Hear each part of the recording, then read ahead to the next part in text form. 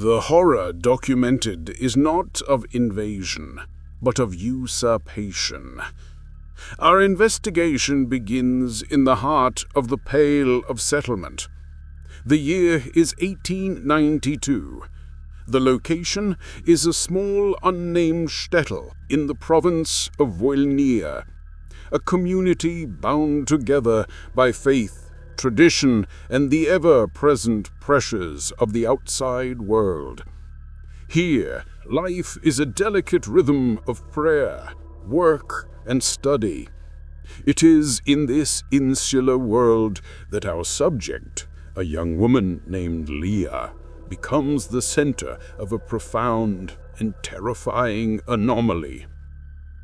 Leah is by all accounts a model of piety, known for her kindness, her devotion, and her quiet modesty, is on the brink of an arranged marriage that promises to solidify her place within the community.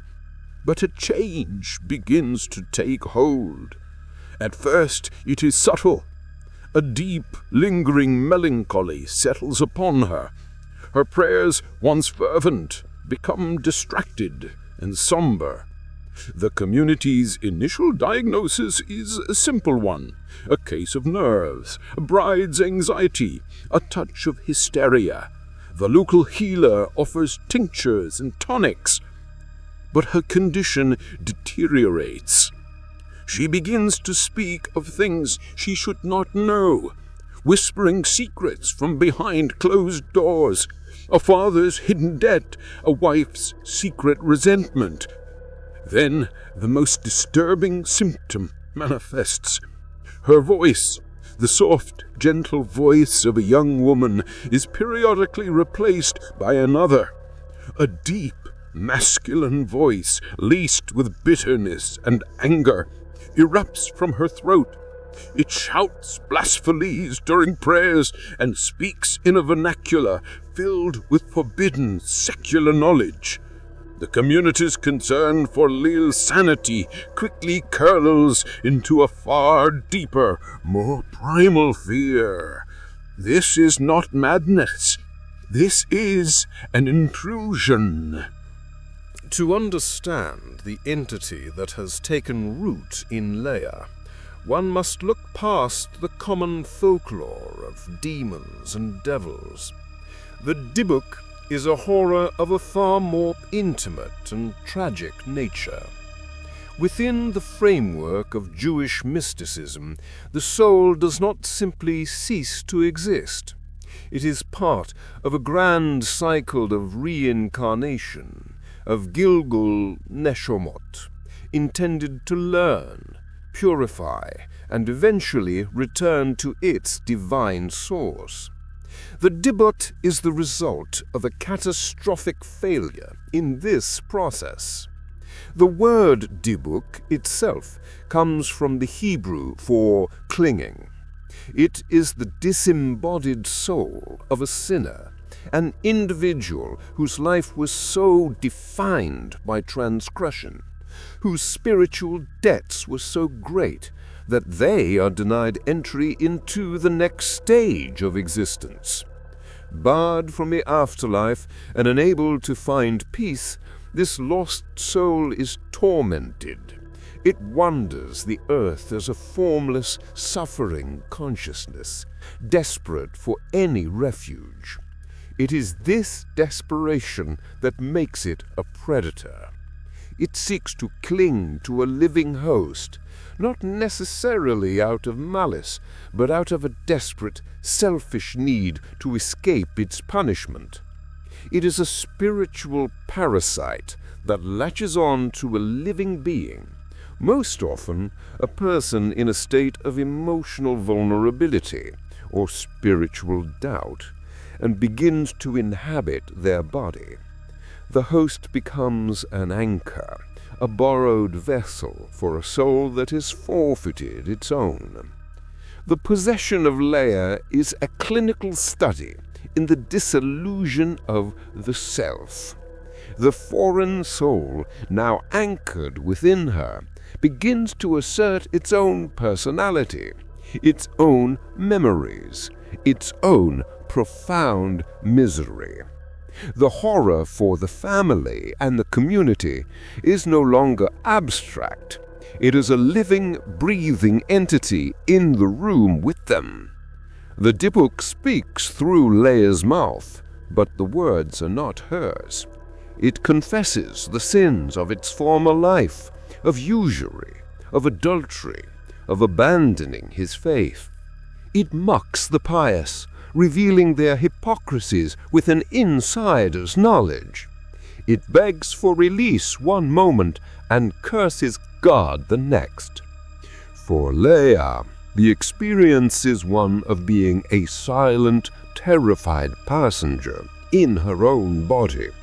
She is a prisoner behind her own eyes, forced to watch as her hands move of their own accord, as her mouth speaks with a voice that is not hers, as her reputation is systematically destroyed. The Dybbuk uses her body as a stage to play out its own unresolved drama. It is a psychological torment of the highest order, the complete usurpation of one's identity. The community is not just witnessing the possession of a young woman. They are witnessing the agonizing theft of a soul.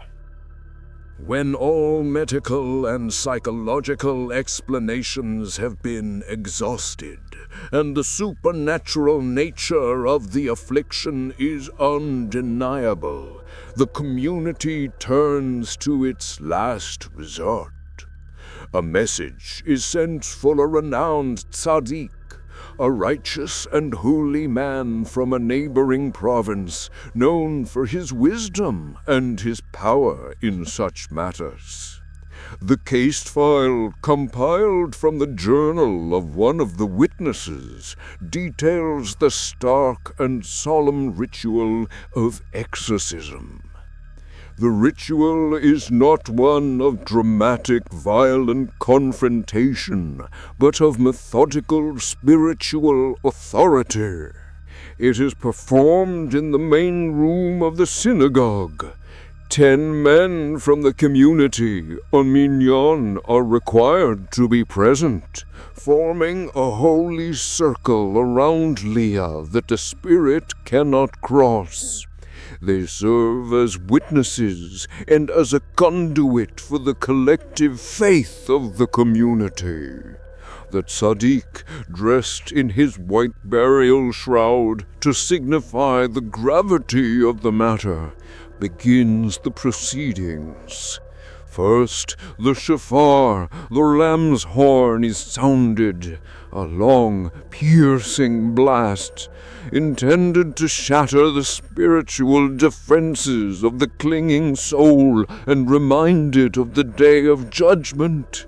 Then the methodical interrogation begins.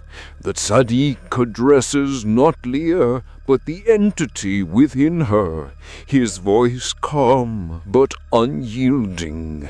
In the name of God, I command you to tell us your name. The Dybbuk resists, screaming blasphemies through Leah's lips. The tzaddik repeats the command, his authority unwavering. Tell us the sin for which you are damned to wander. The process is grueling. It is a spiritual battle of wills fought in the space between two worlds. Finally, after hours of resistance, the spirit reveals its name, that of a man who had died in the Shtetl years before, a known apostate and sinner. The debt is now known. The final act can begin. With the full authority of the Torah, the tzaddik issues the final command: depart from this body. It is not yours to inhabit. Go and face your judgment. The Dybbuk is, in its essence, a manifestation of spiritual consequence. It is a ghost story not about a haunted place, but about a haunted life. The archives contain countless entities born of rage or vengeance, but the Dybbuk is unique. It is born of failure. It is the horror of an unresolved life, a soul so burdened by the weight of its own poor choices that its spiritual gravity prevents it from moving on. Its clinging to a living host is a desperate act of spiritual bankruptcy. It seeks to steal another's future because it squandered its own. This makes the Dybbuk a profound cautionary tale. It is a warning that the debts we accrue in life, not financial, but moral and spiritual, must eventually be paid. The entity serves as a terrifying reminder that the consequences of our actions can echo long after our bodies have failed, creating a prison not of bars and stone, but of our own making, from which we might spend an eternity trying to escape.